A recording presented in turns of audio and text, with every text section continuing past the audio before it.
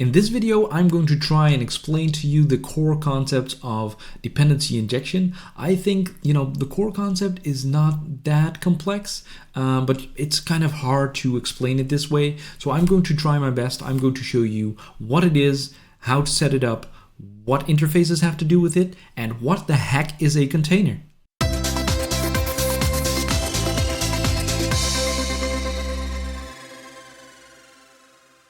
So at the very core, dependency injection is instead of newing up all kinds of classes in other classes, you're going to inject those classes that provide the functionality that is needed into that other class. So that sounds a bit abstract. Hopefully that will all become clear in a minute. But just think of this example. So instead of, we have a person class, right? Always the person class, and we have a logger class. So whenever a person is created, we want to write a little log message to the console output, right? So what we're going to do in our person class, we have a constructor, and inside that constructor, we are going to say var logger is new logger, and then logger.log and our log message, right? So that logger is very specific to that person, and suddenly that person is now dependent on that logger class. So whenever something changes in that logger class, then that also has to change in all the references everywhere, right? So that is something that we want to change, and that is something where we can use dependency injection.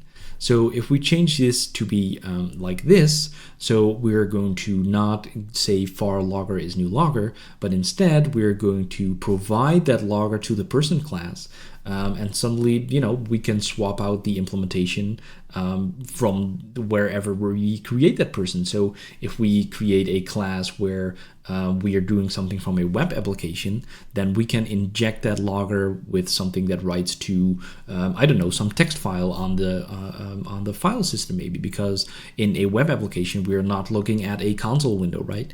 And whenever we are running it from our console application, then it makes sense to write it to our console app.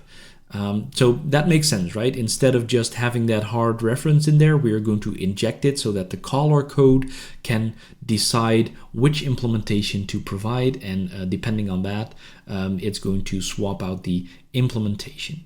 So when I say injection, that sounds like something that is very complex or hard, but actually, it's very simple. It's just using concept that you probably already know. So you have basically three things. You have constructor injection, which is, whenever you do new up a class, so you do var foo new person, then you just have to provide that logger, that dependency, as a parameter. So you're just going to specify it in there. It will get that dependency through the constructor, and you have constructor injection. Then the other thing is just, maybe you're using it in a method level because that method is big and it needs to do a bunch of complex things. Then you just do the same thing, but now you inject it into a method. So you just provide that dependency into the method. If you have a couple of methods that need that same dependency, then it might be worth considering doing it in the constructor and, and not do that thing over and over again, injecting it into each method. And lastly, it can just be a setter. So if you just have a property, you can just assign the dependency to that property to let the class know, like, hey, here is the thing that can execute the code that you need, and you can inject it that way. So injecting is nothing else than providing it with the right class to do certain things, and however you do that, however you provide that class, that dependency to the other object, it's all up to you. Now, by doing it this way, your code becomes more loosely coupled and more maintainable, more reusable, because you can have a couple of different logger classes and you inject the right one from wherever you want. So you can reuse those components everywhere, even in different projects if that's what you want to. So that is really, really cool. And basically that is what this dependency injection stuff is all about. Of course, it's always good to realize if you're just writing a small application, just start small. Start simple, right? So if your application is going to be short-lived, if it's going to be a throwaway, if it's going to be a sample, it's perfectly fine to have that concrete logger implementation. do it that way, no worries. But if you're worried about architecture and you want to make your application big, or you're going to expect that, this is the $1 million app, it's going to be huge, then maybe you want to think about the architecture for a little, and that's where dependency injection comes in. So right now we've seen this with a concrete implementation, but the real power of dependency injection comes whenever we start looking and start adding into the mix interfaces. So if you're not familiar with interfaces basically just define a contract. So it just has the method signatures, right? So it knows, what the method name is that you have to call upon. You know what the parameters are that you have to specify and put in there. And you know what's going to be the outcome, right? Because that is what a method signature is. You know what it returns, you know what it's called, and you know what you have to specify and put in there in the parameters. So that is really cool. But what you don't care about is the implementation of that interface. So it can have a million different implementations and you don't care. So if we think back to our logging example and our two scenarios, we can have a logger that is called the console logger that logs to the console window, and we can have a file logger that can write to a file on the file system. But they both are defined by the contract that is in iLogger, and it will just have that one method which is called log and takes a string message.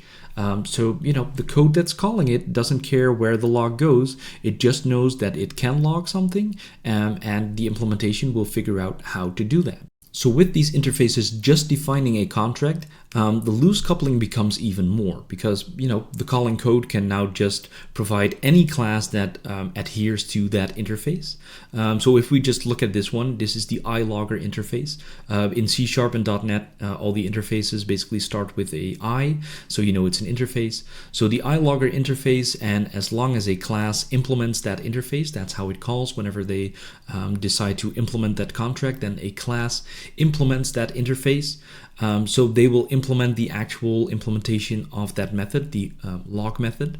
And as long as they do that, you can put that down into our person, and it will just be able to call upon that, and it doesn't care about the implementation. So this makes it even more reusable, even more maintainable. So that is really, really cool, and the loose coupling really comes in here. So by just injecting this contract in the form of an interface, we can still execute the code that we want, but it gives us a lot of more advantages of doing it over a concrete class. One, we can swap out the implementation, and that is nice to use for like the file logger or the console logger. But what about testing? Because we all do testing, right? So whenever you do testing and you want to do unit testing, then you might hit functionality that is not available whenever you are in your test run, right? So maybe you're reaching out to a remote system that is not part of your unit test because you want to test that unit. So then we can simply write an implementation for that contract, for that interface, that is a stub. A stub is something that does nothing. It will just return some dummy value or do whatever you want. And whenever we are running our unit tests, then we provide our code with that implementation of the code, that contract, and we can run our code with predictable results because we know what that interface will return. And that makes it very more testable, our code as well. So what's not to love? Two, you basically only have to ever once new up a class. Because you can just say I want to register this interface with this class, and you just say iLogger is new console logger, and that's the only thing you do. And from there you can pass it down into each class and method that you want that wants a instance of the iLogger. So you only have to new it up once, and whenever you decide like, hey, there is this new fancy new console logger 2, then you can just say in that one line iLogger is new console logger 2, and that is the only line that you need to change as long as that contract, that interface, remains the same. So that means even better maintainability and writing less code. I mean, who doesn't want that?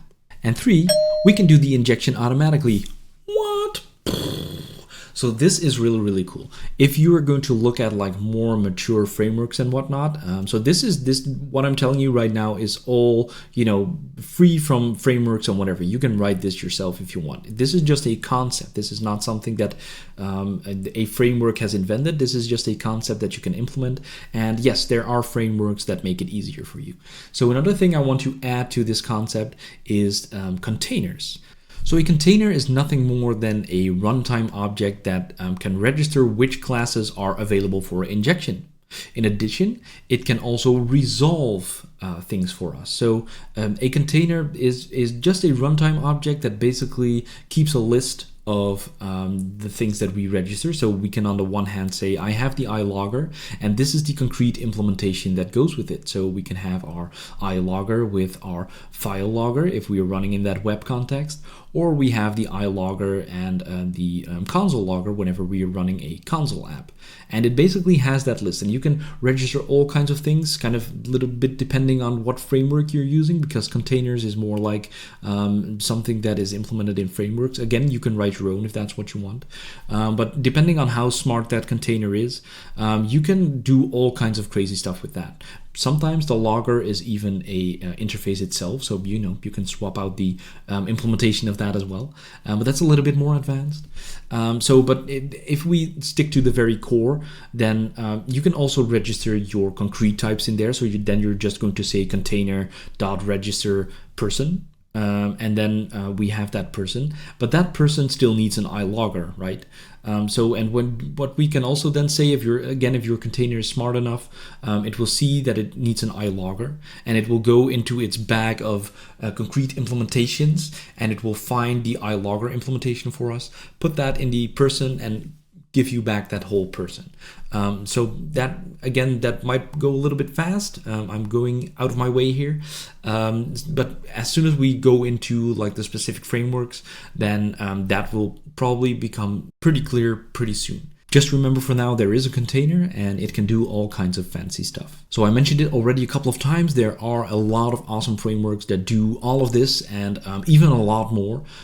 So, you know, let me know in the comments if you want to see more about that.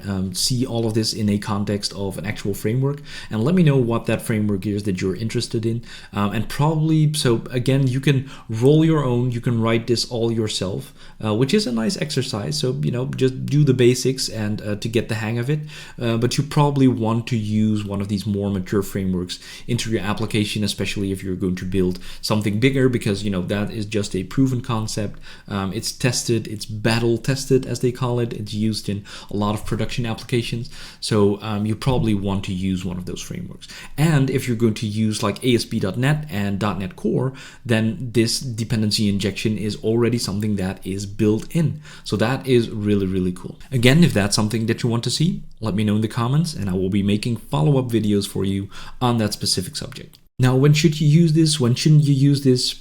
As always, it depends. So, you know, this is an awesome way to get that separation of concerns. So, you know, each class is just responsible for the thing that they need to do, and all the rest is just injected instead of, you know, hard-coded and all these hard kind of references, which makes it more reusable, maintainable. You can easily swap out those implementations, so that is really cool. Also, it makes it more testable, as I already mentioned, because you can easily swap out one of these contracts with like a dummy class that provides you with all your testing needs. So there is that as well. So then, is this all just awesome and there is no downsides? Well, of course there is some disadvantages. I think your dependency injection is only as good as your self-discipline, because, you know, you have to be the one that has to think to yourself like, hey, this should be an interface, which is extra work, because before you didn't have to specify that interface, and then you have to implement that interface and register it in the container, etc., etc. So there's a couple of extra steps that you might need to do, some extra boilerplate code that you need to write, which is all worth it for, you know, because of all the advantages that I've just mentioned. But, you know, it's a little bit more work, so you have to have that self-discipline. And not just you, I mean, you're probably working in a team, so you also have to make your team aware, like, hey, this is important, this is the way that we should do it, and make them aware of the importance of this. So it really comes down to a little bit of self-discipline to, you know, keep doing that same thing running over and over again. And the other thing is it also moves a couple of error messages basically from like compile time to runtime, because maybe something is going wrong in your interface, and that is only discovered like at runtime, that something is available that shouldn't be available, which is a little bit more moved to compile time whenever you are using concrete classes. But so there's always this kind of factor, like it depends, and you are the only one who can decide, like, is dependency injection the thing for me? Also, another thing that is heard by people who don't like the dependency injection that much is it takes performance hit, because if you're going to make everything contracts and interfaces, and it has to resolve all these things all the time, and by it I mean your application, each time it has to resolve, it has to go out and see if it has a registration for that interface, come back, inject that. So there's going to be some kind of performance impact if you're going to do this, but I think you have to write a large application for that to notice that, and it might be maybe overcomplicating things.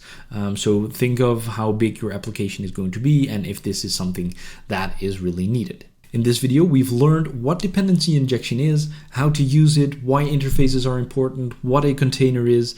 So I hope you know what dependency injection is right now, because I've explained it to the best of my abilities. So I don't know what else to do. But of course, if you have any questions, please let me know in the comments. I'll be there to answer them. In follow-up videos, we will probably see a little bit of dependency injection with Xamarin Forms, because that's a thing I love. So I'm definitely going to record a video on that. If you want to see any other videos on like the more mature frameworks maybe that I've already mentioned, like AutoFuck, Tiny IOC, there's a lot others that I'm forgetting right now, but let me know in the comments if you want to see a specific video for a specific concept, to dive into that a little bit deeper, or see a specific framework, then I'll see what I can do to record a video on that. Thank you for watching. If you've liked this video, please click that like button. Hit that subscribe button to be notified of new content on my channel automatically, and I'll be seeing you for my next video.